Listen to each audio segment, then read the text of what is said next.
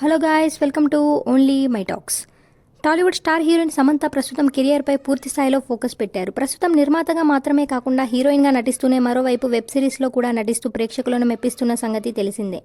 ఇలా నటిగా కెరియర్ పరంగా ఎంతో బిజీగా ఉన్న సమంత త్వరలోనే హనీ బన్నీ అనే వెబ్ సిరీస్ ద్వారా ప్రేక్షకుల ముందుకు రావడానికి సిద్ధంగా ఉన్నారు. ప్రియాంక చోప్రా నటించిన సిటాడేల్ అనే Hollywood web series Raja and DK డైరెక్షన్లో హనీ బన్నీ అనే పేరుతో ఇండియన్ వెర్షన్లో ప్రేక్షకుల ముందుకు రాబోతుంది. ఇక ఈ వెబ్ సిరీస్ నవంబర్ 1వ తేదీ నుంచి అమెజాన్ ప్రైమ్ వీడియోలో అందుబాటులోకి రాబోతుంది. ఈ క్రమంలోనే తాజాగా లండన్లో ఈ సిరీస్ ప్రీమియర్ షో వేయడంతో సమంత ఈ షోలో పాల్గొన్నారు. ఇకపోతే సోషల్ మీడియాలో ఎంతో యాక్టివ్గా ఉండే సమంత ఈ ప్రీమియర్ షోకి సంబంధించిన కొన్ని ఫోటోలను సోషల్ మీడియా వేదికగా అభిమానులతో పంచుకున్నారు. ఇక ఈ ఫోటోలను షేర్ చేస్తున్న ఈమె ఈ పోస్ట్గా miss you my man Varun Dhawan అంటూ క్యాప్షన్ ఇచ్చారు.